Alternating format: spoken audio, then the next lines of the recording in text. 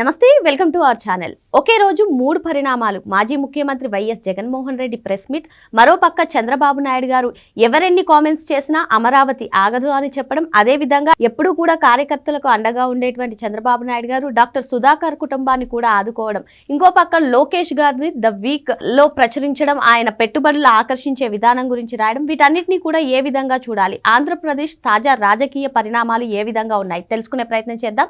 దీన్ని విశ్లేషించడానికి మనతో పాటు ఉన్నారు ఏపీ ఖమ్మ కార్పొరేషన్ డైరెక్టర్ అరసమెల్లి శ్రీనివాస్ గారు.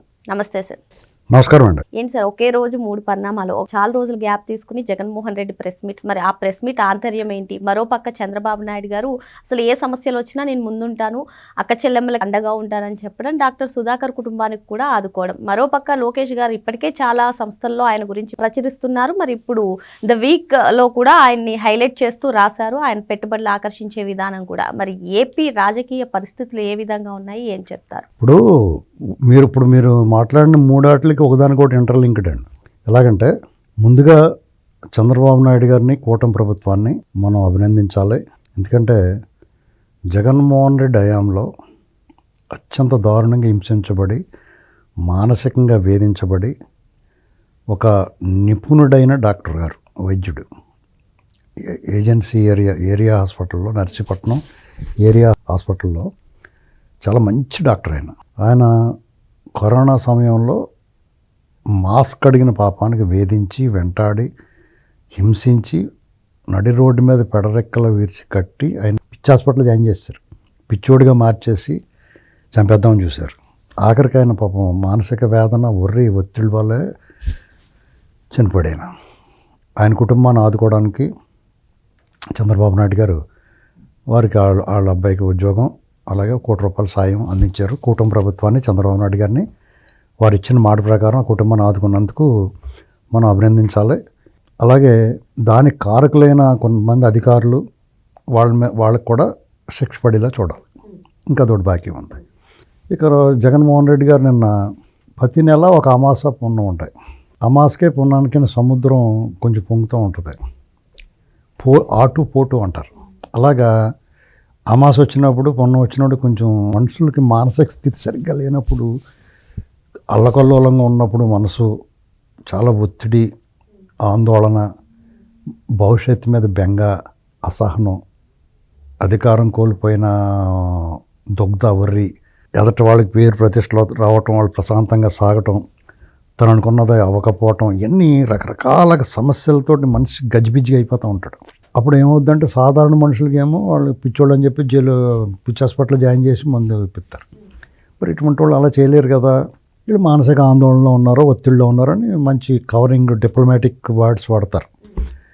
దానికి ఏమాత్రం తీసిపోకుండా వచ్చి మాట్లాడుతూ ఉంటాడు అతను. దానికి కారణం ఏంటని చూస్తే అతను సడన్గా ఒక ప్రెస్ మీట్ పెట్టి, అంత 4 రోజుల ముందేమో భోగాపురం ఎయిర్పోర్ట్ మేమే కట్టాము, మేము దగ్గరుండి సిమెంట్ అది కలిపామని చెప్పారు. ఏంట్రాయిల్కి ఆసిగ్ లేకుండా పోయిందని మాట్లాడాం మనం. దాన్ని మించిపోయినట్టుగా నిన్న వచ్చి అమరావతి గురించి అతను మాట్లాడిన మాటలు చూస్తే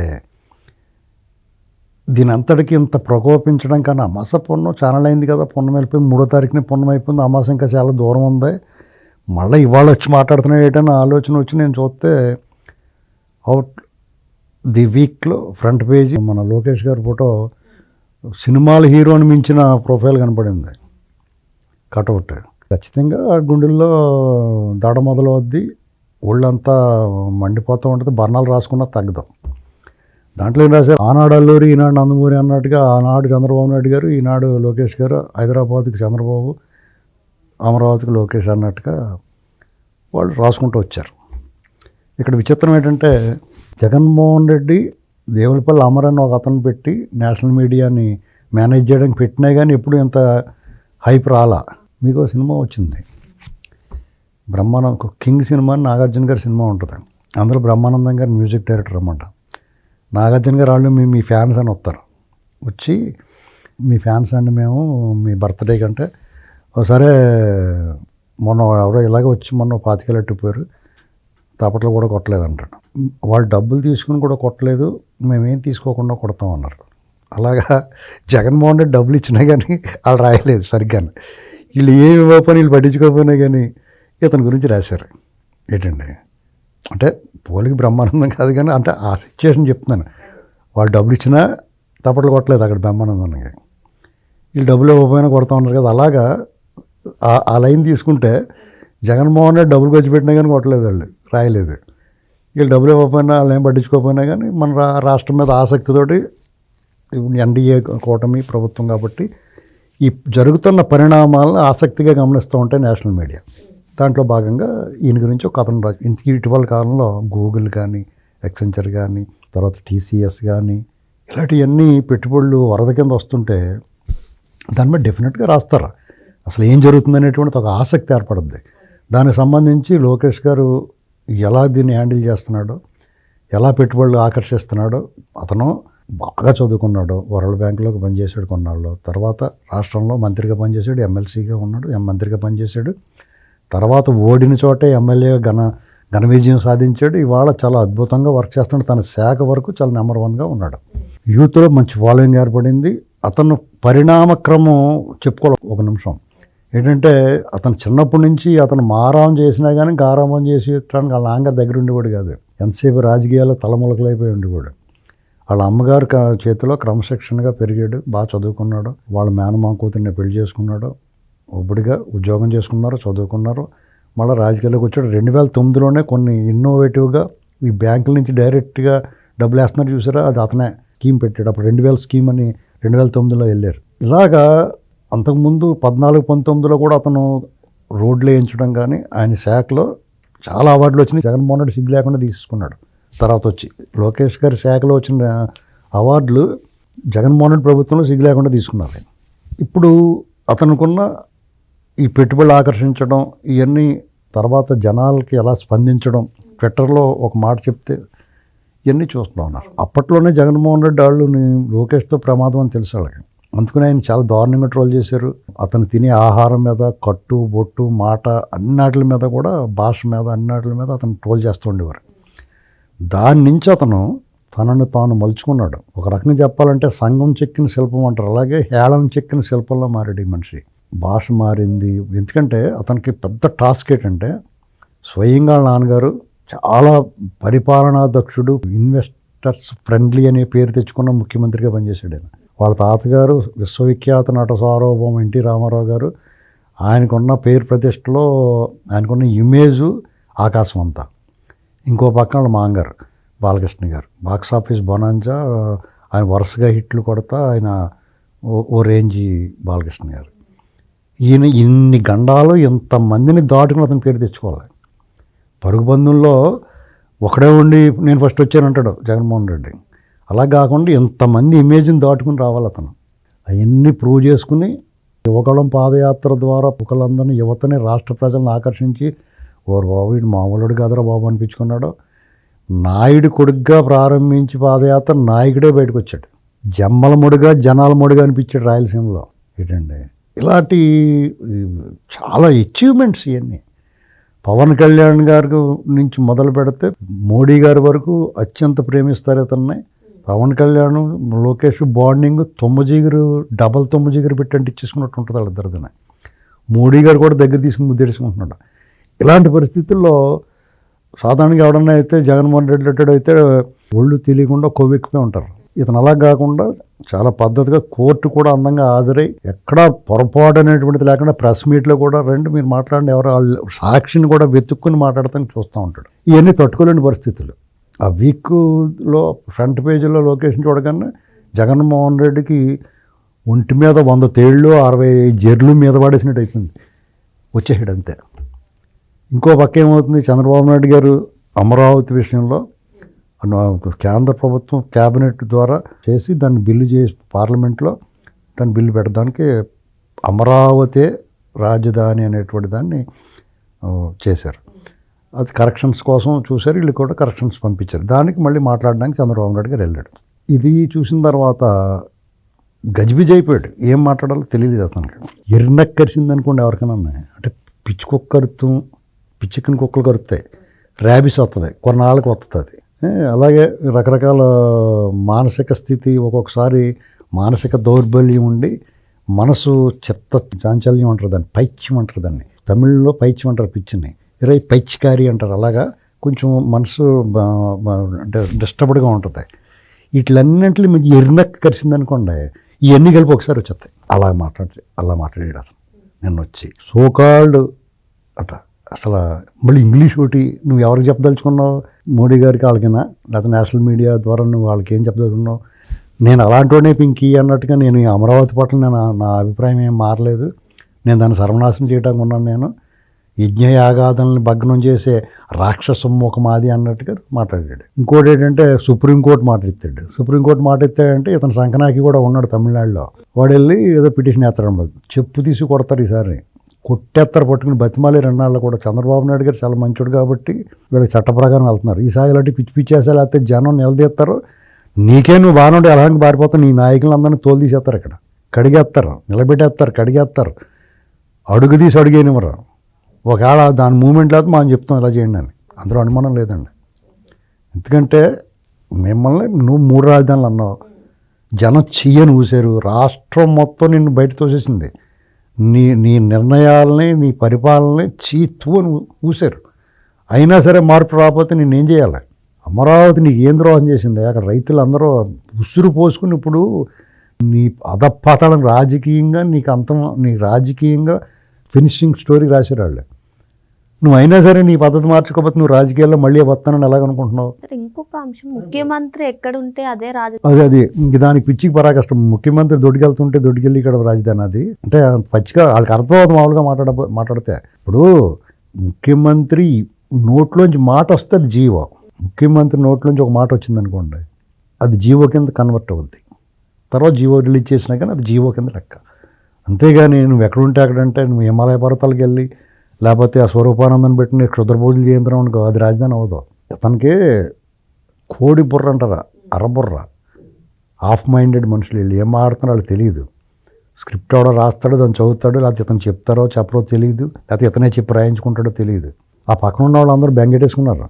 ఇతను మాట్లాడుతున్నప్పుడు ఈ మీడియేటర్ మళ్ళీ వచ్చాడు, ఇలా చేస్తాడు, మేము ఎలా బతకాలి ఇక్కడ, ఏదో ఆశ ఉంది కొంచెం వీళ్ళ మీద. ఈ ప్రభుత్వం దెబ్బలాట్లు వచ్చేసి కొట్టుకు చచ్చిపోయి ఈ కేడర్ అంతా అసంతృప్తి రగిలిపోయి మనకేమన్నా కనీసం మళ్ళీ గెలవకపోయినా కనీసం ప్రతిపక్ష హోదాన్ని వస్తుందేమో ట్రై చేద్దాం, సెకండ్ ప్లేస్ కోసమైనా ట్రై చేద్దాం అని వాళ్ళు తంటలు పడుతున్నారు. లేదా ఇతను పాడేసి బిస్కెట్ పొట్లాలు ఏమైనా ఉంటాయేమో లాస్ట్ మినిట్లో అవి తీసుకు తినేద్దామని చూస్తున్నారు వాళ్ళు. వాళ్ళని ఆశల మీద నీళ్లు చల్లేసినట్టుగా అమరావతి నదీ గర్భంలో ఉంది, రివర్ బెడ్లో ఉంది. అది బుద్ధి ఉందా? ఈ 5 ఏళ్ళు నువ్వు ఎక్కడుండి చేసావు? అసలు ఈ మాట్లాడతాను నువ్వు ఏదో ఒక అర్థం ఉండాలి కదా. అమరావతి అనేటువంటిది 1000 సంవత్సరాల క్రితమే భారత ఉపఖండాన్ని పరిపాలించింది. అదొక రాజధాని. శాతవాహనుల కాలం నాటి నుంచి అదొక రాజధానిగా వెలసిల్లింది. ఆచార్య నాగార్జునుడు తిరిగాడు, ప్రపంచానికి నాగరికత నేర్పింది. శిల్పకళా నైపుణ్యం ప్రపంచ దేశాలకి విస్తరించింది. ఇక్కడి నుంచి ఇక్కడ పండించే పంటలో అక్కడ ఉన్న కాలువల ద్వారా బందర్పోర్ట్లో లంగరేసి ఉండి నౌకలన్నీ, ఆ నౌకల ద్వారా ఎగుమతులు, అక్కడి నుంచి విదేశీ నుంచి దిగుమతులు, విద్య, వైద్యం, వాణిజ్యం అన్నిటిలో కూడా అమరావతి అనేటువంటిది అసలు ప్రపంచవ్యాప్తంగా ప్రఖ్యాతిగాంచింది.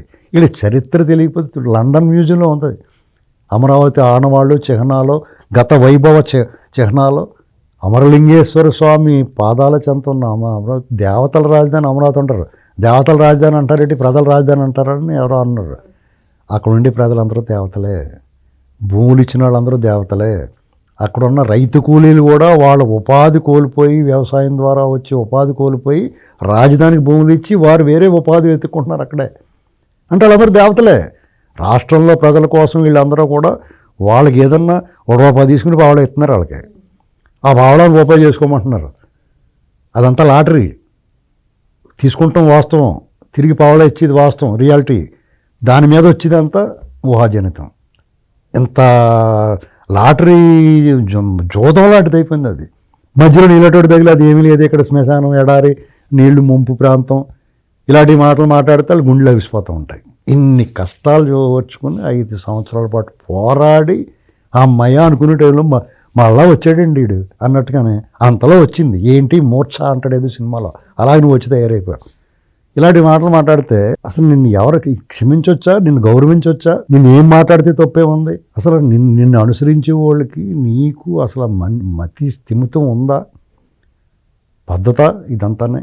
ప్రజల పట్ల ఎవడన్నా తన ప్రత్యర్థుల మీద పగడతాడు, ఎవడన్నా తన కోపం ఉన్నవాడితో తోగబెట్టుకుంటే ప్రజల మీద పగడతాడు బాబు ఇతను.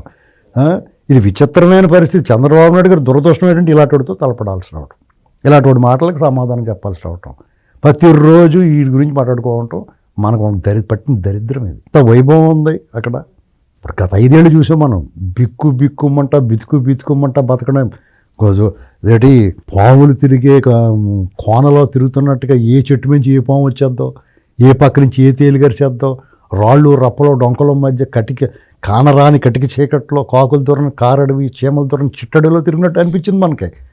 బతుకు భయంగా ఉన్నది. ఏ టైంలో ఎవడో చేంజ్ చేస్తాడో భయం, ఎవడిల్లు ఎవడ ఆక్రమించుకుంటాడో, ఎవడ పొలం ఎవడ తీసేసుకుంటాడో, ఏ రాత్రిగాడు వచ్చి ఎవడ పట్టుకుపోతాడో అనేటువంటి భయాందోళన మధ్యన బతికిన ప్రజలు ఇవాళ హాయిగా ఉన్నారు. మళ్ళీ వచ్చేసాడు మాట్లాడుతున్నాడు. క్రమం తప్పకుండా 15 రోజులకు ఒకసారి వచ్చి ఇలా మాట్లాడి దీనివల్ల చికాకు వస్తుంది అంతే తప్ప నువ్వు ఏమీ పీకలేవు. నువ్వు అధికారంలో ఉన్నప్పుడు ఏం పీకలేకపోయావు. నువ్వు ప్రతిపక్షంలో ఇంకా 3.5 ఏళ్ళు ప్రతిపక్షంలో ఉండాలా. ఇప్పుడేం పీకుతాను ఆడికి బయలులేదు. కానీ అసహ్యం వేస్తుంది, డోకొస్తుంది. దానివల్ల మన ప్రమాదం లేదని చెప్పి మరుగుదొడ్లు పక్కన కూర్చొని పంచం వేసి పడుకోలేం కదా. నువ్వు అలాంటోడు. చాలా వరస్ట్ ప్యాలెస్ మీరందరూ. మీకు సరైన శాస్తి ఈ చట్టాలు కూడా మిమ్మల్ని శిక్షించలేవు. సరిపోదు నీకు ఆ శిక్ష. కేవలం ప్రకృతి మాత్రమే నీకు సరైన శిక్ష విధించాలి. ఆ భగవంతుడు మీరు చేసిన అపచారాలు ఓ పక్కన తిరుమల తిరుపతి దేవస్థానాల పట్ల, రాష్ట్రంలో ప్రజల పట్ల, ఏదైనా అభివృద్ధి కార్యక్రమాలు జరిగితే మోకాలడ్డు పెట్టి మీ విధానాల పట్ల, మంచి జరుగుతుంటే ఓరలేని ఈ కుసిత బుద్ధి పట్ల జనాలకు ఒక రకమైన డోకు మీ పట్ల యావగింపు వస్తూ ఉంది. అయినా ఆయనలో మార్పు లేదు. చీ అని చెప్తారు. ఆ రక్తంతో అభిషేకాలు చేసినట్టు పీల్చాడు. ఆ వంశోత్తమే సిరాకు నాకు. అలాంటిది ఆ భుజమే చేసేసాను అందరూ. ఎంత దారుణం ఉండేది, ఎంత పైశాచిక మనస్తత్వం వెళ్ళదు వీళ్ళకి. జగన్మోహన్ రెడ్డి, నేను ఫైనల్గా చెప్తున్నాను, నువ్వు ఇలా వచ్చి మాట్లాడినంతకాలం కూటమి ప్రభుత్వం వాళ్ళు ఎగిరెగిరి తండేసుకున్నా కానీ వాళ్ళే గెలుస్తారు. మళ్ళీ మీరు ఎదురు చూస్తున్నారు వాళ్ళలో గొడవలు రావాలని, వాళ్ళు విడిపోవాలని చూస్తున్నారు కదా. అది జరగదో. నువ్వు ఇలా వస్తూ ఉన్నావు అనుకో, అందరూ మళ్ళీ ఓడిపోతుంది. ఇప్పుడు మొన్నటి దాకా అమరావతి మీద రకరకాలుగా మాట్లాడిన అందరూ సైలెంట్ అయిపోయి బాబోయ్ అని అందరూ ఓడిపోయారు. ఏంటండి అది గుర్తుపెట్టుకోవాలి. మరి జగన్మోహన్ రెడ్డి సడన్గా ప్రెస్ మీట్ పెట్టడం వెనుక లోకేష్ గారిది ది వీక్లో ప్రచురించడం, అదేవిధంగా చంద్రబాబు నాయుడు గారు అమిత్ షాతో భేటీ అయ్యి అమరావతికి గెజెట్ నోటిఫికేషన్ తీసుకొస్తున్నారనడంతోనే ఆయన సడన్గా ప్రెస్ మీట్ పెట్టారని సార్ చెప్తున్నారు. మరో అంశంతో మళ్ళీ కలుద్దాం. Thank you sir. నమస్తే.